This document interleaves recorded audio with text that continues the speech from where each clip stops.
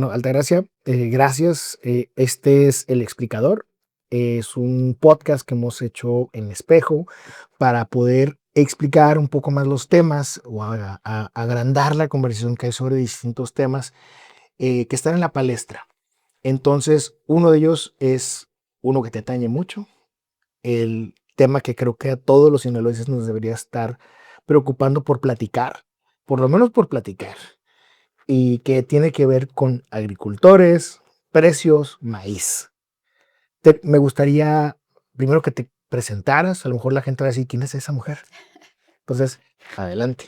Bueno, pues ya lo dijiste, mi nombre es Altagracia González Gastelmo, soy agricultora, soy, así como se dicen en el argot, de varias generaciones, no soy una improvisada, yo tengo por lo menos más de 30 años es ya en la actividad como productor, vengo de familia de agricultores, también soy contador público con actividad todos los días y también soy madre de familia y una ciudadana que trata de cumplir hasta donde puedo, como puedo, en las condiciones que están. Entonces soy un productor agrícola básicamente que conoce lo que está pasando en el estado, por lo menos en el sector granero. O sea, de tres tienes cómo saber administrar dinero. Claro, o sea, si Ama soy de casa, ama de casa, contadora contador y público y agricultora. agricultor.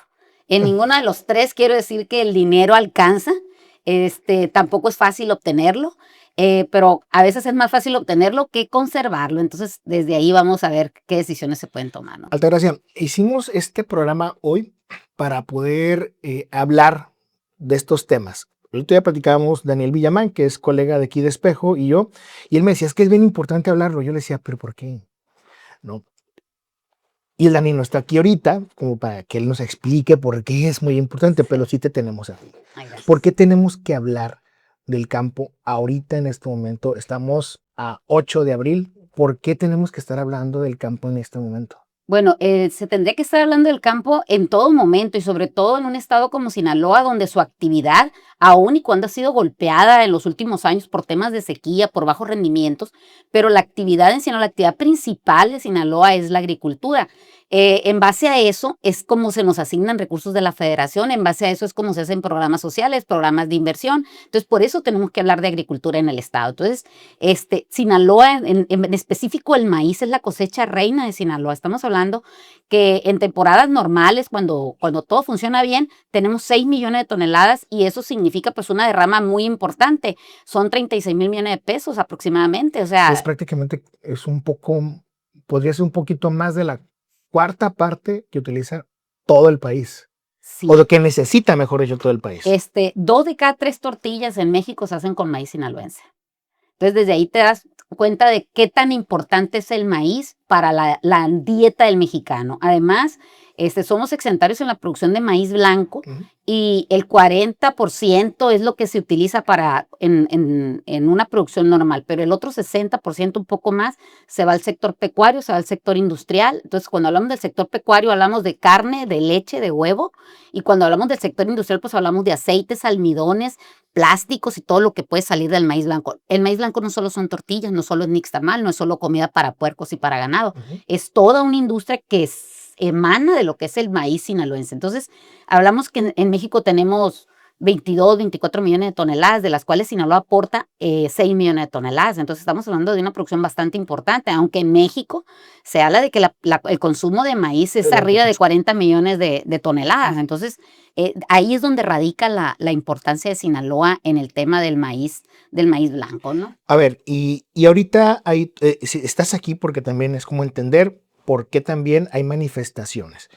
Hay una gran cantidad de estados en el país donde hay manifestaciones, ha habido manifestaciones en estos días, y con ello el cierre de casetas, o la toma de casetas, o la estancia en casetas de peaje.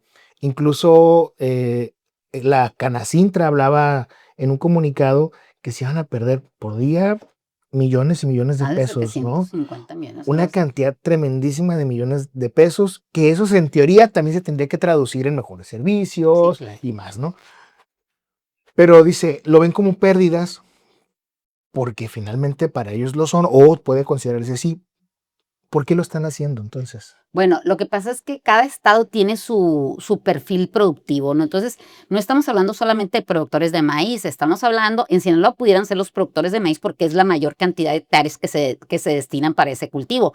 Pero si te vas a Tamaulipas, estás hablando de productores de sorgo, si te vas a Zacatecas, estás hablando de productores de frijol. Entonces, todo lo que es el sector granero está afectado y está afectado porque tenemos importaciones derivadas de los acuerdos comerciales. Anteriormente el Tratado de Libre Comercio con Estados Unidos y Canadá, y hoy con el famoso tratado Telecán, entre México, el TEMEC, antes Telecan, Temec. ahora TEMEC, ¿no? Entonces todo eso, esta línea de producción de granos está afectada, ¿no? Entonces cada estado va a salir a defender lo que su derecho corresponda. Si vas a Jalisco también tienen maíz, si vas a Michoacán tienen maíz, pero si vas a Zacatecas tienen frijol. Como te digo, cada uno va a salir a defender porque toda la línea de producción está afectada. Cuando de manera, por lo menos de discurso o de políticas públicas que se han generado hasta en estos años más recientes, se habla de que queremos llegar a una soberanía alimenticia. Así es. Entonces, la soberanía alimentaria o alimenticia no se logra con un discurso, no se logra con un apoyo o un programa social, se logra con de verdad una estrategia y una política pública que vaya encaminada a fortalecer las líneas productivas. Entonces, eso es lo que ha venido fallando. Y no es que en el pasado hubiéramos estado mejor o que ahora en el presente estemos peor que lo que hemos venido padeciendo. Desde hace mucho tiempo, como te digo, desde la entrada de México a estas aperturas comerciales, las líneas productivas de grano han sido afectadas. ¿Por qué? Porque nosotros, desgraciadamente, como graneros, no tenemos las mismas estrategias que tiene un horticultor. El horticultor, ellos siempre están vendiendo en el extranjero, pero también están aprovechando las ventajas y bondades que pueda tener el venderle a un extranjero. Han hecho alianzas comerciales. Ellos no hacen alianza por un año, Marco, ni hacen alianza por una cosecha. Ellos, por ejemplo, un horticultor, porque también tengo la experiencia de siembra de hortaliza, hacen alianzas comerciales o alianzas estratégicas para entregar no solo en una ventana productiva de un mes o de 45 días. Ellos, los grandes horticultores, están entregando producto todos los meses a todos los precios y se reúnen con sus compradores o con sus distribuidores y pactan un precio donde les puede tocar temporadas donde se esté vendiendo por encima del precio que tienen dado, pero también van a tocarse meses en los que van a vender por debajo. Entonces, los precios promedios les ayudan. Tienen también acuerdos para lo que son semillas. Tienen acuerdo de protecciones o seguros para proteger la caída en los precios, para proteger las alzas o caídas de valores en los dólares. Entonces, tiene toda una estrategia para poder sostener estos mercados. Nosotros como graneros, a pesar de que hace cuántos años ya que estamos en el Tratado de Libre Comercio, no hemos logrado establecer eso. Entonces, por eso es que cada día son más recurrentes las tomas de caseta como medida de protesta, porque no hay una estrategia de qué seguirle. Y seguimos viendo a corto plazo. O sea, Ok, queremos resolver lo que está claro, ahorita, eso. pero no vemos la cantidad de problemas que tenemos en el futuro inmediato. Y si hablamos de largo plazo, pues más, ¿no? Estaba leyendo una columna de Enrique Riveros, colaborador de Espejo, y él mencionaba, entre otras cosas, justo lo que estás planteando ahorita. No hay una estrategia, pero además de que no hay una estrategia, también es como él lo ve y lo propone de una forma tripartita, por decirlo de Sí. alguna forma. Por un lado, el gobierno, que no se ha sentado a diseñar una estrategia. Por otro lado, el agricultor, agricultora, donde sigue casado con sembrar maíz o sembrar una semilla específica. Vuelvo al gobierno, dice, donde también no podemos culpar a la agricultora y agricultora porque tampoco existe una estrategia para un cambio en las dinámicas de siembra que debería involucrar, como sucede en otros países, incluyendo Estados Unidos, para hacer estas reconversiones productivas, apoyos para esas reconversiones. Y por último, mencionaba, existe la parte social. Y no hablo del agricultor social, sino hablo de nosotros, las personas, que no comprendemos que lo que estamos consumiendo se está produciendo en el campo. Ujú. Y me llamaba mucho la atención porque dije, bueno, me pongo en el zapato del ciudadano y digo, claro, pero cuando hablamos de lo otro, del gobierno, de los productores que están casados, que están empecinados en eso, porque me hace la pregunta siempre, ¿por qué ustedes también quieren no va a sembrar maíz? Bueno, es que mira, tendríamos que hablar y quitarnos las caretas. Ajá. Quitarnos las caretas como productores, quitarnos las caretas como gobierno y quitarnos las caretas también como sociedad Claro, claro. en general, ¿no? Es un tema económico, es un tema de producción y es un tema político también.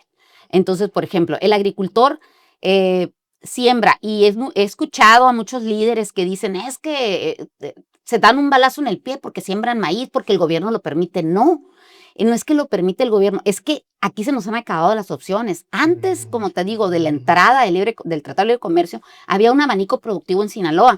Pues Tan había es así. caña, había arroz, ¿no? Incluso, ¿no? Sí, había arroz, había cártamo, había sorgo, había trigo, había muchas Claro. cosas, ¿no? Tan es así que cuando tú te vas a la historia agrícola y empiezas a ver, por ejemplo, el Procampo, que era para acompañarnos en este cambio de cómo producir, cómo vender, de cómo ingresar a nuevos mercados, porque todo eso tuvo que ver con el Tratado de Libre Comercio. A todos los productos, había 7, 8 productos que había en esa canasta productiva y que eran los que eran los beneficiarios del Procampo. Si tú no sembrabas granos, no podías entrar, incluso los cañeros no podían entrar.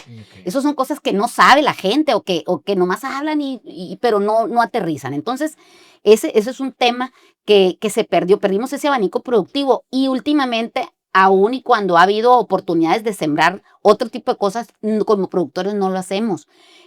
¿Por qué? Porque, por ejemplo, los organismos dicen, es que yo tengo un contrato para sembrar maíz azul, pero es muy pequeño, nadie le va a querer entrar. Entonces no se implementa. No, pues es que hay un pequeño para mandar maíz, o trigo, o sémola, o lo que tú quieras, pero es muy pequeño, nadie le va a querer entrar. Entonces nos hemos vuelto cómodos, aunque esa comodidad nos ha hecho perder. Y nos ha hecho perder no nada más dinero, estamos perdiendo también los recursos más importantes, que es el recurso agua y el recurso tierra, el recurso aire, ¿no? Entonces, estamos empeñados porque se nos volvió cómodo, porque a lo mejor era la manera más fácil de no perder tu patrimonio, porque sembrar frijol es sembrar una catástrofe. Sembrar trigo, no siempre se puede sembrar trigo y también en todo lugar no se puede sembrar trigo. Igual el frijol, igual el cártamo, igual el sorgo, todo tiene un riesgo. Entonces se nos volvió esa comodidad protectora de sembrar maíz, aunque con eso, como productores, debemos entender que hemos tirado el agua, porque sembramos maíz, imagínate llevar agua desde la presa,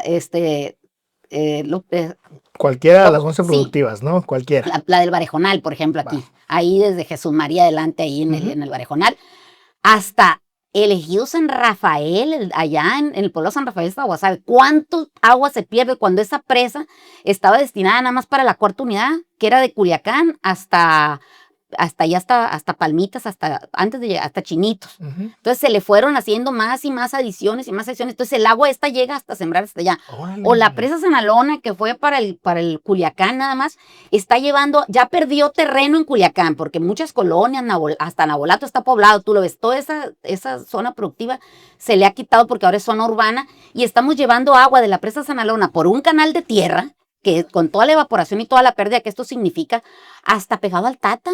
Claro. Entonces estamos sembrando en tierra salada, entonces estamos sembrando maíz porque se supone que es lo único que nos deja la posibilidad de poder sembrar adelante. Hay muchas cosas que son atribuibles al productor. Estos famosos juntas que se hacen para la planeación de cultivos, la planeación se da cuando ya está sembrado todo. O sea, te digo, es una careta que nos tenemos que quitar. Ahora, en el camino hemos ido perdiendo esta seguridad, lo que te comentaba hace rato, en el tema de las contrataciones, por ejemplo. Antes contratábamos, cuando recién empezó esto, yo llegaba a Cerca, que ya está extinta, o al Cader, y decía, yo tengo tantos lotes, y en esos lotes voy a levantar tantas toneladas, y las quiero vender. Podía ser 10% arriba, 10% abajo, y había otra empresa que me compraba y firmábamos. Ahorita se hacen esas contrataciones a través de las compañías, ¿no? Entonces, pero a ciencia cierta el productor no sabe a quién le está vendiendo. Ok, no saben a qué está vendiendo. No sabemos a quién le estamos vendiendo. Como contexto, Acerca era un intermediario del gobierno. Regulador, sí. Del gobierno, una mesa arbitraje que servía para poder también conectar con el área industriales y otros más, con ustedes los agricultores. Desaparece o lo desaparecen. Y desaparece todo el esquema. Y desaparecen todo el esquema, y eso, si no me equivoco, fue a partir de 2018 en adelante. Sí, ya venía perdiendo algunas cosas, pero termina por desaparecer pues en los años más recientes, ¿no? Ok, eso es para que la gente sepa. Ahorita me ocupa algo que es elemental.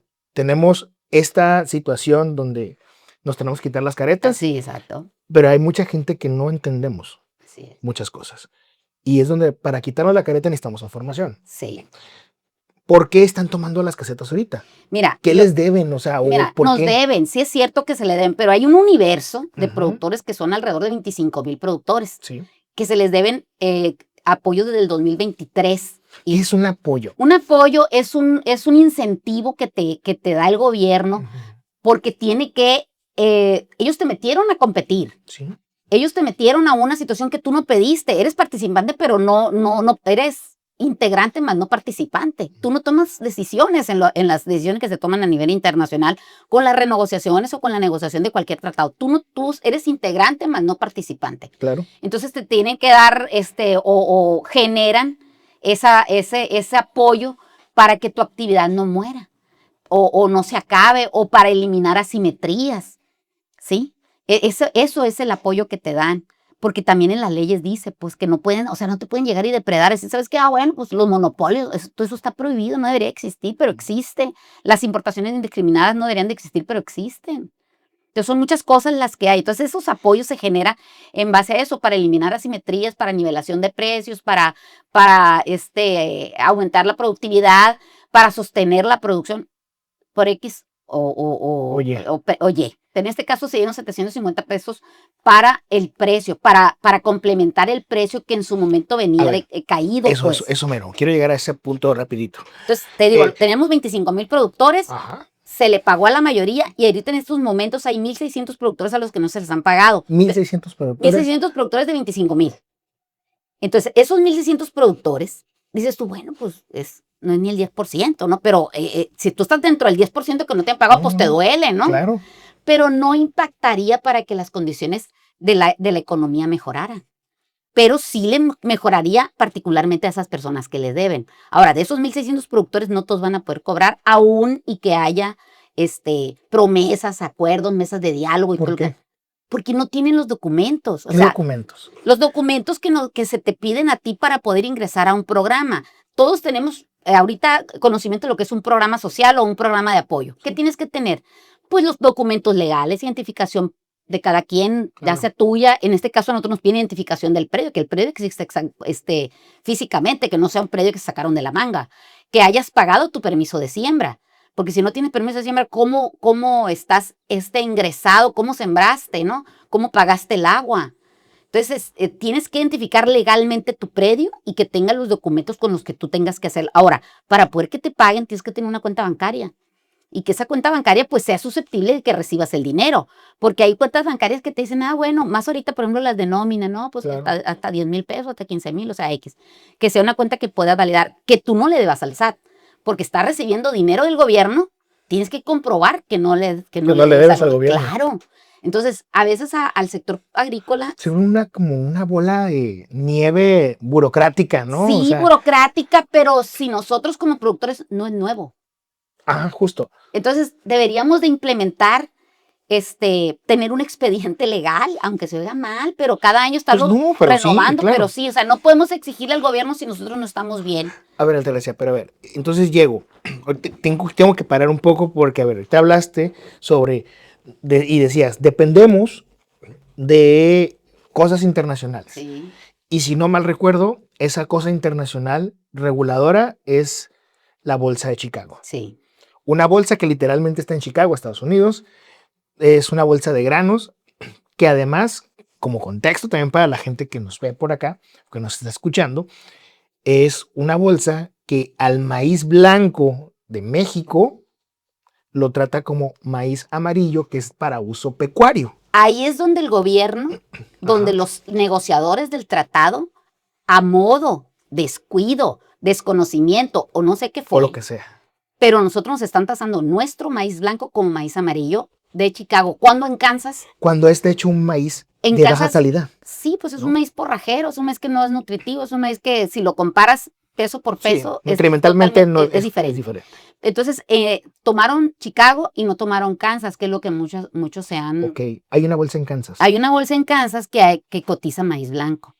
¿Y por qué nos tomaron esa? Bueno, pues es una pregunta que le tendríamos que hacer a los que negociaron en su momento y que han seguido renegociando esto, porque ya hubo renegociación del Tratado de Libre Claro. Comercio, ¿no? Entonces, va a haber una el próximo año, entonces vamos a ver si de Sí, verdad ahora hacen sí lo algo. meten. Sí, claro. Si lo metieran ahí, bueno, se buscaría que esto sea por maíz blanco. Sí, por El maíz precio. blanco, sí. Ahora, hay otra situación de lo que es el tema de la base. Si nos vamos a, es que hay muchas cosas que hablar, pero por ejemplo, el tema de la base es para que el comprador aquí en México nos Ajá. compre el maíz a precio de Chicago, pero con los costos que le significa traerlo. Claro. Entonces, para que le sea indiferente, se llama precio libre de indiferencia. Entonces, ahí es donde hay un manejo también algo complicado, porque a mí me están, por ejemplo, el año pasado fueron $98 de base, eso costaba el año pasado traer un maíz desde la zona productora de Estados Unidos a la zona consumidora en México. Costaba más, pero nosotros nos cobran también por llevarlo allá, entonces tenemos una base en Ok. contra de este flete, ¿no? O Sí, gastos que claro, tenemos que claro. hacer. Eran $98. Dime en qué parte del mundo, no hablemos de México nada más, el año pasado costaba $98 llevar un maíz y que ahora cueste $65. No te cuadra. Entonces, pero Con hay los incrementos y todo X esto. cosa, pero ¿por qué acceden o por qué se hacen esas negociaciones? Porque el comprador está muy a gusto y dice, no, no quieres esto. Entonces me traigo el maíz de allá. Ok. Se están haciendo, ¿cómo le llaman? Estas negociaciones agresivas. Es claro, porque se han permitido y porque no hay en realidad algo que se los impida. No hay algo que se los impida. Altagracia, hace unos días tomaron 4 casetas en Culiacán, bueno, en Sinaloa, perdón, y una en Culiacán, que fue la del Pizal. Y sí, hicimos transmisiones, estuvo allá, por allá nuestro compañero Daniel Villamán, pero hubo una serie de comentarios que me llamaron la atención. Uno decía por acá, los agricultores no están jodidos. Pues de qué medida cuál. Otro es los agricultores ganan un chingo. Y yo te quería preguntar si es cierto eso. O sea, No es verdad. O ¿se sea, puede vivir, hoy se puede vivir del maíz? Porque digo, si lo siembran es por algo, ¿no? bueno, Si vives, de, insisten es por vives algo. del maíz, Ajá. pero no quiere decir como viven muchas empresas. O sea, Mm, el que hables de una agricultura empresarial en Sinaloa no quiere decir que estés hablando con una agricultura de ricos. claro. Lo que pasa es que, por ejemplo, la agricultura cada día está más vieja. Los productores agrícolas cada día están envejeciendo más. Ningún joven que le entiende poquito a los números quiere sembrar para perder, quiere entrar en un negocio para perder. Entonces, el que está en la agricultura es porque está por tradición, por honor, por costumbre o por obligación. Pero ¿qué está pasando? Está viviendo de la agricultura, es verdad, pero ¿cómo está viviendo? Está perdiendo parte de su patrimonio, se está endeudando, está perdiendo salud, está vendiendo lo poco que adquirió durante muchos años de trabajo. Ya no estamos viviendo de la agricultura, estamos sobreviviendo de la agricultura, pero ¿hasta cuándo se va a acabar el modelo de negocio que tenemos en Sinaloa como lo conocemos ahorita? Y, y- La y- agricultura en Sinaloa no se va a acabar, Marco. Van a venir como fueron a Argentina, como fueron a Brasil, como fueron a Estados Unidos. La pequeña, mediana agricultura, como la que tenemos ahorita en Sinaloa, esa sí se va a acabar, pero van a venir los grandes consorcios a sembrar los terrenos de Sinaloa porque hay las condiciones para hacerlo. Es más fácil comprar en volumen que comprar de a uno por uno. Es más fácil arreglar el negocio con una sola, entre tres que entre 25,000 y 3. Que los compradores son 3, 4. Y los productores somos 25,000. Imagínate una oferta de 25,000 personas. Entonces es complicado y necesitamos avanzar en este tipo de abordar la problemática de Sinaloa, de abordar la problemática de los granos en México. Decía Martín Lim, agricultor también de Nabolato, mencionaba que ustedes le están invirtiendo en el actual ciclo agrícola que se está cerrando, invirtieron 5 pesos para ganar 4.50. Pues no para ganar, o sea, Bueno, recuperar, o recuperar. sea, no llegamos ni siquiera al punto de equilibrio, esa es la verdad. Pero como te digo, tiene mucho que ver que nosotros, el consumidor final y el productor primario de maíz, somos los que somos afectados, estamos sosteniendo esta cadena. Ujú. Entonces, todos los intermediarios que están en esta cadena, llámense proveedores de servicios, proveedores de insumos, compradores, gobierno, porque también el gobierno está metido, todos están ganando. Solo los que no ganan es el productor y el consumidor final, porque a ti, como productor, no te pagan todo lo que está aquí, los que están ganando, todos los errores que se cometen, si la semilla no sirve, pues tú lo pagas porque pues es que no la supiste aplicar. Si el bodeguero hizo un contrato muy barato para que le contraten su servicio, pues también te lo descuenta a ti, ¿no? Pues el secado, pues le subo, la impureza, X cosa, ¿no? Tú lo pagas. Los fondos de aseguramiento también. Ah, no, pues que no te puedo pagar hasta tanto, entonces ¿quién lo paga? El productor. Y dime al que consume tortilla, ¿de qué le sirve que el maíz en Chicago, esto que dice la presidenta todos los días, que es que los granos tienen un bajo precio, ¿ha bajado el precio de la tortilla? No, no. Entonces, Lo sé porque acabo de comes comprar tortilla todos los días. 27 pesos el kilo. En algunas partes 27 y en otras 29. O sea, entonces, el del principio y el del final. Y perdón que te interrumpa, pero, o sea, me he encontrado con tortilla y he cambiado porque entiendo esta parte de la calidad. Estas tortillas blanquitas que compraba yo de morro, ya no las estoy encontrando fácilmente porque se nota que están combinando algo. O cambiaron la receta, ¿no? O cambiaron la receta. Mira, me tocó saber de una mesa de negociaciones donde un productor ya fueron y comieron para entrar a la reunión y llevaban las tortillas en la bolsa. Y al momento de estar en la reunión, saca las tortillas y se las avienta en la mesa. Y le dice que sí, que están hechas, que algo le están echando. ¿Y sabes qué le contestaron los tortilleros? ¿Qué? Demuéstralo. Entonces claro. ahí es donde el pobre productor, dices tú, pues ¿cómo me enfrento a una compañía de ese tamaño, no? Pero algo está pasando, que las tortillas no son la misma. No. Ahora, no te vayas la tortilla nada más, yo te la cambio también. A ver. Dime, ¿cuándo has comprado tú 1 kilo de carne, 1 litro de leche o 1 kilo de huevo más barato porque el grano está más barato? No. Entonces también aquí en Sinaloa se cuecen habas, por eso hay que quitarnos la careta. No nada más son con los tortilleros, los industriales de fuera. ¿Qué pasa con los que consumen el maíz aquí en Sinaloa y pagan una base de $68 como si el consumo del maíz estuviera allá en la Ciudad de México? El comprador de granos para las engordas de aquí, para la leche de aquí, para los huevos que se producen aquí en Sonora, que tira en Durango, ya ves que está cerquita, están pagando una base de $68 como si de verdad les estuviera impactando llevar ese grano hasta los centros de consumo en México. Hay muchas caretas que se tienen que quitar, hay muchas líneas sobre las que se tiene que investigar. Eso es bien interesante, ¿eh? Es interesantísimo, pero yo creo que lo tendremos que guardar para otro explicador. Tenemos una dinámica acá. Sí. Te lo platicaba antes de iniciar este podcast. Y yo voy a decirte palabras o frases o nombres y tú vas a responder libremente. Sí. Fuera caretas y si tenemos que decir groserías, las decimos, ¿no? Y si me sabré alguna. Y si se indigna a alguien, pues que se indigne, que nos haga un plantón aquí afuera. La primera palabra es Altagracia, pero no tú, sino Altagracia Gómez. Voz que es escuchada, pero que no refleja lo que está pasando. No refleja. No. Temec. Soy integrante, mas no participante. Julio Verdeguesa Cristán.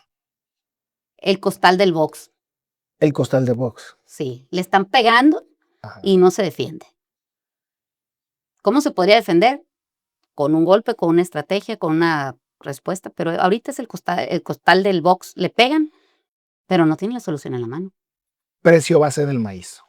Bajo, no garantiza la supervivencia de los productores. No hay un mañana con ese precio. Rubén Rocha Moya. Es un gobernador que ha intentado sacar adelante el sector.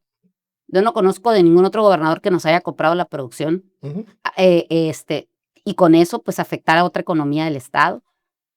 Un mal momento, malas decisiones, pero también falta de apoyo de parte de la federación y mal reconocimiento de los productores, porque a los que les compró el maíz, yo no he visto que salgan y digan, a mí me hizo la diferencia. Claro. A más de todo lo otro que puede estar pasando, pero al sector agrícola, por lo menos, le resolvió al más jodido de la cadena. Los pequeñitos. Los pequeños. Que como productor grande no estaban de acuerdo, no fue lo que esperaban, pero a todo ese mundo de personas, 18,000 productores que les compró el maíz, ¿dónde están los 18,000 productores? Qué interesante. Sí se los compró, pero no lo han salido a defender. Por último, casetas de peaje. No son el medio para resolver esto. ¿Dónde es? Es en el Congreso, es en esas mesas de negociación, no de diálogo, para platicar con mis amigos, para negociar, pues con los interlocutores y con las personas que deben de ser. ¿Qué tanta plática? Como decían en mi pueblo, es mucho el salivero que cargan para el poco ganadito que arrean. Entonces se debe de construir puentes, no dinamitarlos. Entonces creo que el estar haciendo manifestaciones cada 15 días, pues solamente exhibe una desunión en el sector, una falta de estrategia, una falta de posicionamiento y sobre todo que te toman la medida. Muchos años, fíjate, muchos años los productores amenazamos con tomar el aeropuerto. Tú te has de Sí, me acordar acuerdo. porque no eres nuevo, No. ni yo tampoco. Pues acuérdate que hace un par de años, 3 años. ¿Y qué pasó con la toma del aeropuerto recientemente? ¿Se resolvió? No. ¿Se resolvió con la toma de Pemex? No. Entonces, ¿por qué no entendemos que el camino está equivocado, que necesitamos hacer algo más para que esto cambie? Que de verdad se entienda, que de verdad construyamos algo. Como te digo, hay que construir el puente, no dinamitarlo. Esta no es palabra, esta es pregunta y con esta cierro ahora sí. Todo esto que me dices lo traduzco en un... Entonces falta un verdadero liderazgo en el campo. Sí hace falta un verdadero liderazgo y se hace falta de que nosotros como sociedad y como productores seamos empáticos. Claro. Pero tú a ti te ha tocado, a mí me ha tocado, sales con una opinión que como siempre lo digo, puede ser acertada, puede ser equivocada, y también puede ser disparatada. Claro. Pero como hay hordas de personajes que sí existen y personajes que son ficticios llamados bots o como ustedes que conocen, y atacan y destruyen e inhiben esas voces, inhiben esos trabajos. Nosotros mismos, aunque fueran de verdad, claro, descalificamos a tal o cual porque no lo dijo exactamente como yo quiero. Quieren que el arreglo le llegue a cada uno a su casa. Claro. No, los acuerdos se van a hacer en la mayoría. Y eso es lo que se ha estado priorizando. Por eso cuando hablan de que les deben los 750 pesos, digo, ¿y se los pagan? ¿En qué va a cambiar? No va a cambiar en nada. En nada va a cambiar para el sector. Claro. Pero es una estrategia para decir, como te digo, de manera política, para golpear, para hacerte llegar de simpatía y estima, claro, desinformando a la gente. ¿Por qué no hablan y dicen, ¿sabes qué? Pues de los 1,600 solamente le van a poder pagar a 120. ¿Por qué? Porque son los que cumplieron y si fueron los errores y las omisiones. Qué malo que queden los otros 1,400 o 1,500 sin pagarles. Pero si tú no tienes el boleto de entrada, ¿cómo vas a jugar? No, los 200 pesos, para ir cerrando, los 200 pesos era apoyo a coberturas. Si tú no compraste cobertura, ¿cómo te los van a dar? Todo depende de una regla, de una norma, de un presupuesto que tiene sus candados. ¿Tú crees que un funcionario te va a dar el dinero para después aventarse el brete de contestar a una auditoría? Claro. Y que eso signifique perder su trabajo, que sería el menor de los problemas. El menor de los escenarios. Exacto, pero que seas tú llevado a que lo auditen, a un incluso problema, a que devuelva. Claro. Por eso te digo que Julio Verdaguer es el costal del box. Le están pegando, pero no tiene herramientas para defenderse. ¿Cómo le va a pagar al que no tiene boleto de entrada? Entonces es muy fácil para alguien que no conoce decir, es que les deben desde hace 3 años. Y se oye muy impactante, 3 años. Escuché a una voz de aquí de Culiacán. Tienen sus tractores parados en la carretera, siendo que deberían de estar trabajando. Señor, conozca la actividad. Ahorita no hay nada que hacer con los tractores. No. Por eso están ahí. Pero que no vio ninguna trilladora, ¿verdad? ¿O vio algún tortón? No, porque ya se están preparando para levantar la cosecha. Cuando el tractor está en la carretera, en la calle, enfrente de casa, es porque no se ocupa, porque el productor es primero la tierra que todo lo demás, aún y que pierda. Porque si no, no estaría sembrando. Te digo que se hace por tradición, por honor, por terquedad, pero de ninguna manera se hace por negocio el practicar la actividad agrícola. Altagracia, muchas gracias. No, gracias a ustedes porque le den voz a los que no tienen voz o una voz, aunque sea estridente y discordante. Para escucharnos, sobre todo para escucharnos. Aquí sí venimos a platicar. Sí. Aquí a negociar, no necesariamente, pero sí a platicar. Altagracia, esto es El Explicador, es un podcast de Revista Espejo y tienes la puerta abierta para cuando quieras platicarnos algo, aunque no se trate únicamente del maíz, pero podemos platicar acá y tienes la carta completamente. Pues muchas gracias por invitarme. A mí me parece que Revista Espejo está ganando pues, espacio en las redes, espacio sobre todo en la sociedad que sirva para normar. Pocas veces te invitan para que expliques. Pocas Muchas veces. veces te invitan para que seas acompañamiento de voces discordantes, de voces, Claro. que apoyen o para un fin en específico, pero para explicar, creo que es lo primero que se dice. Pues este es el espacio que hemos hecho acá en Espejo porque creíamos que era bien importante y sobre todo porque creemos en algo. Yo como periodista puedo saber muchas cosas, pero qué mejor que tener a una persona experta a hablarnos de los temas. Sí. Así que muchas gracias y nos escuchamos, nos vemos. Hasta Muchas la gracias próxima. a todos, gracias al público.